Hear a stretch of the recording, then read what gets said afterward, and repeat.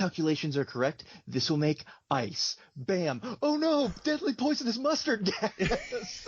Like, well, I guess Joe Dirt saved us. Yeah, exactly. But like that whole like, oh, I'm just gonna make ice in this, middle school chemistry class, high school chemistry class, and all of a sudden poisonous mustard gas. Like that kid knew what he was doing. Number one, like he tried to murder everyone because like how can you accidentally do that? But just it went from. That it's the perfect way to put in the meme of that escalated quickly is all of a sudden I'm going to make ice. Oh no, poisonous mustard gas. It was just so ridiculous that it makes me laugh. And it's one of my favorite. I love that scene. Okay. Okay. Let's see. So you touched on it briefly, but I'm just going to say it. I like the little scene at the record label or the studio where inside the studio where he just gives himself a pep talk in the mirror. All right, man, you can do it. Get it done. I know we're talking about it, but it's little moments like that. I'm not going to bring up the well. I just love that scene. It really sets your character off well. Yeah. It's just, and then his spoiler breaks driving in there and it wipes out and everyone's mean to him, but it's interesting because Joe Dirt's not a three-dimensional character at all, right? He's not three-dimensional. Oh, no, not at all. He's predictable. You know what's going to come, how he's going to handle a situation. But that scene gives you a little hurt in his eyes. All right, give yourself a pep. You need this. Yeah, it's his daily mantra. Like, he does that. Like, anytime something, and I was going to say, anytime something big comes up, but that wasn't even anything big. It was just him starting his day. Like, people are going to respect you, and it's got to turn around at some point. You just got to not have no in your heart, man. And just go, just like all these like positive things that, work for him. And, if no one else is going to tell you, you got to tell yourself, you got to believe yourself. My dad, one of my dad's favorite sayings is, if you don't brag on yourself, no one else will. And I think it's one of those moments that, if people are kind of down on you and, the world's pooping on you, you got to rely on yourself to pep yourself up and listen to yourself. Oh my gosh. That's a powerful statement right there, man. I love it. I like that too. If you're not going to prop yourself up, no one else will. Tim Leahy coming in with the wise words in 2021. If you're not going to brag on yourself, no one else will. That's right. I hate when. Yeah, never mind. All right, go for it. What's your number one? All right, number one. So, without a doubt, Walken is my favorite thing about this movie. It's just you can't not love him in the stuff that he's doing. If you don't, you'll get stabbed in the eye with a soldering iron. That's exactly it. When he's just going through and he's having his little dance moment and going through and he sees the reflection of himself and he can't help but go through this script and be like, oh hey, sorry, you're speaking to me all wrong. You got the wrong tone. Do it again. I'll stab you in the face with a soldering iron. Hey, let me ask you a question. Does your mother sew? Bam! Get her to sew that. Like that's his like escape from this, like how he can be himself, right? And if it's only in that, again, looking in the mirror, the reflection, he saw his true self, and he had to like get that out in order to relive the lie. But I do wonder in takes like that the soldering iron comes up later on. Was that scripted, or did they just say, Chris, go to town, do whatever you want? And if that's the case, how many other takes and like wonderful lines, did we not get to see and did we get to miss out on? You got to let Chris be Chris, right? Exactly. I don't see Look at any of his movies, and you can't direct this man. You just kind of let him loose. You unleash Walken. You don't try to contain that. All right, so I think you're gonna like my number one. Okay. I love all the magazines. So when he becomes famous, he's on the cover of Mullet Monthly, and it's like making bedhead work for you. Yep. And then there's another. Wasn't the name of the magazine was Stuff? I wrote it down on a piece of paper. I can't find it, but it's just or Dang. The name of the magazine is Dang, and it's just him on the cover of it. And that's something that he asked the prop department to do. And there's also an article that says "Family of Rats found in Joe Dirt's wig." Yeah. And It just makes me happy. It was a magazine called Dang. It was he was on Auto Trader. There was like a full novel, like it was a thick book of like just Joe Dirt sayings. He was on the National Enquirer. He was at a Munster Truck rally, and this one dated me a whole lot. Is that he was on TRL. Total Request Live with Carson Daly. I was just like, oh my god. And being 35, 36 as I am now, I was just thinking back, and I was like, we went nuts for that. We went nuts for Total Request Live. Like, it's such a, like, just goofy concept now that we're just, watching people outside of, in New York City in Times Square fighting and pleading and begging to try to be let into the MTV studios so they can meet Carson. And watch Limp Bizkit, Korn, Filter, Britney Spears, NSYNC, or Backstreet Boys. Exactly. Yeah. Yeah. Oh, man. And then they made fun of him when he was there, too.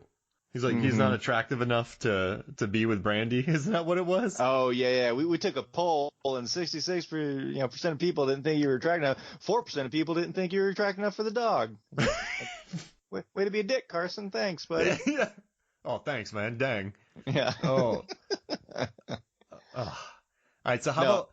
Oh, sorry, go for it. Oh, I was just saying that montage was great when they were showing his success, or not even just success, but his idea of success. Because he got more offers. They're like, oh, we want you to be on the cover of Life, and he's like, hey, what about that Auto Trader? Can I be on the cover of that? And dang, that'd be sweet. Hooey. Oh, he could retire on that, being on Auto Trader. Yeah, there you go. Sign exclusive deal. Bumper Pool Monthly. Remember when he asked the guy, hey guys, you want to play Bumper Pool? No. All right, so here's what we're going to do. We are going to do a Happy Madison draft to close this out. Oh, now, yeah. The big thing is we can't, I'm going to say it right now, no Grandma's Boy. Okay. And no Sandler starring movies. No Sandler starring movies. Okay. So we got to do the side movies of Happy Madison. Not Click. And movies like that. So I will give you first pick since you're the guest. Okay, goodness gracious, man. And you can pick this movie too if you want. Yeah, I'm going to. We mentioned it earlier, and it was one that you didn't rag on, but we mentioned it, and you're like, I just don't know about that. I loved it. I thought it was, again, goofy, and just if movies, and again, at the point where it came out, with me being like high school, early college, if it had good one-liners that you could just like fire off at any moment to get a laugh, I was there. So I'm picking Deuce Bigalow. Oh, Deuce. No. Male gigolo. Even if it's just things like, that's a huge bitch. It's just like, if I hear that to this day, I can't help but laugh. Yeah. So that's Eddie Griffin's in that, pick. Right? Eddie Griffin is in it. Yeah, he's his pimp. Yeah. He's his pimp. I guess I'll do the House Bunny because I like Anna Faris. I think she's great. Okay. So, I mean, that was a big hit. She headlined a movie. She goes to a college. I've always thought she was really underrated, even though she had big movies. I like Anna Faris, so I'm going with that. House Bunny. Okay. Oh goodness. Now I'm having to go through the list again because you threw me off with no Sandler starring. Okay, here we go. I'm gonna go through it. I'm gonna say, oh goodness gracious, which one? You made We're going to run out of movies pretty quick here. We are. You made it infinitely harder now. Okay, goofy shit. Paul Blart. I'll take Paul Blart. You mean Blockbuster Paul Blart? Blockbuster. I like Kevin James. I think his physical comedy that he does is hilarious.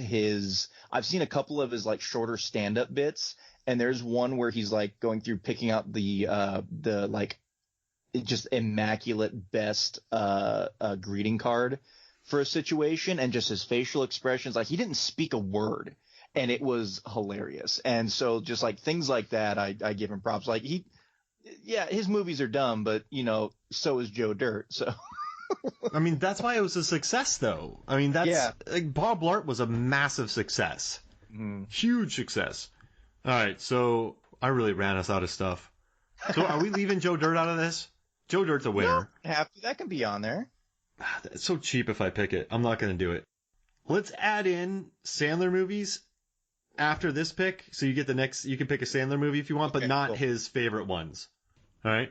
So ones. Well, like Happy Gilmore. Okay. Like stuff like not the that. super obvious, like not the beginning. So no, like, okay, no Happy Gilmore, no Billy Madison. Okay, I gotcha. All right, I don't care. I'm doing Joe Dirt. You can hate me if you No, want. get it.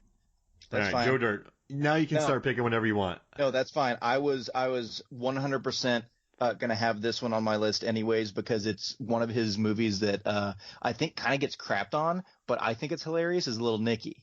Oh, Little Nicky is goofy and dumb, and you have Harvey Keitel, and you have playing his dad, playing Satan, and you have Reese Witherspoon playing his mom, and you have Tiny Lister, rest in peace, Tiny Lister, being one of his brothers that's just like the big, Debo going in there and trying to, take over Earth.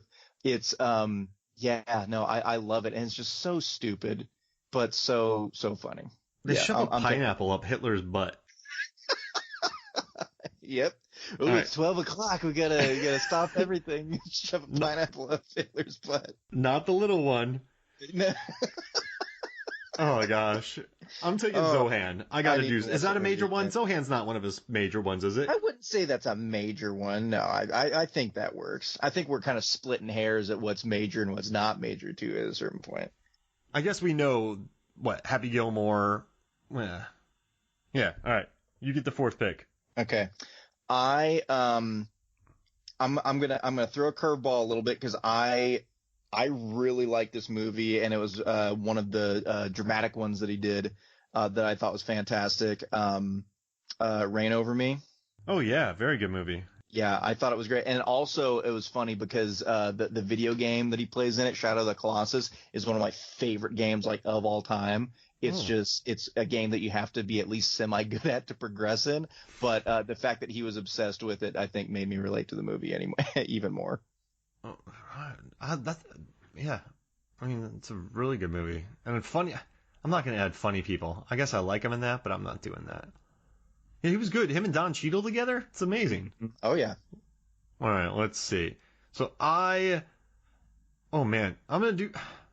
There's a couple movies. I don't care. I'm doing it. I'm doing Hubie Halloween. That was one of my potentials that I was Just because of that thermos, Nathan. Just because of the thermos. Gotcha. That thermos, I want. I want that thermos. I need that thermos. So I'm taking that. Now everything's open. Everything. I'm still not gonna go Madison Gilmore and things like that. That's not it. Okay. I'm gonna go with this one because it's cute and it's fun, and I think it relates to a lot of people as well. And again, just kind of the good-natured stuff that we've been talking about with Joe Dirt that shares with the character he plays in this. I'm gonna go 50 First Dates. Oh yeah, that's a good one. Yeah. I'm done. You beat me. It's all over. Oh, I don't think so. You say that every time. I think you've beaten me every time. Are you still in this tournament that we're doing? Oh, you're up tomorrow. The Bacon tournament? I think I'm up tomorrow, so we'll find out. I think I'm up against a pretty darn good squad, so it might be my farewell. Oh well, the Tooth Squad made it one round at least. Hey, I'm happy. I'm happy my Florida crime crew won one round. I didn't even think that would happen. Right, I will say the comments that I've been getting on that one of people just being like, I voted for you because I have a teeth thing and it creeps me out. So you just hit that button, so I'm gonna get it. You get my vote. Okay. Last one. There's so many good ones here, and I'm saying that unironically too. All right. Let's see. I don't like Mr. Deeds. Am I crazy for not liking Mr. Deeds? No, because I'm not a big fan of it either. I think that a lot of the humor in it is forced. I love John Turturro in it, but that's about it. So I almost picked the first Aniston one. Just go with it because it features It features Dave Matthews picking up a coconut with his butt, and he's dancing with Nicole Kidman, which is insane. But I'm gonna go with That's My Boy because it's just a really mean, crass, R-rated film, and it's just nasty. It's about Sandler hooking up with a teacher, and then he has a son who's not much younger than he is, and it's just a bad movie. But it's just, I don't think it's whatever it is on Rotten Tomatoes, so I'm adding that. So you have Juice Bigelow, Paul Blart, Little Nicky, Reign Over Me, 50 First Dates. I'm done. I don't know. Paul Blart might bring me down, man. That gets a lot of hate for just being what it is. Yeah, you're right. Yeah, people hate that movie, even though that movie was a blockbuster, but no one likes it. You do, I do. And then I have House Bunny, Joe Dirt, Zohan, Hubie Halloween, and that's my boy. Oh, wow. I like it. This is going to be fun. Absolutely. Hey, so any final thoughts about Joe Dirt before we get out of here? Man, you just got to keep on keeping on, let's go and dig it. No, I mean, it was very fun to go back and rewatch this again because of the time span it's been since I could remember that I watched it again. And it's just it's especially in the friggin' like crazy world we're in right now where we need a good laugh,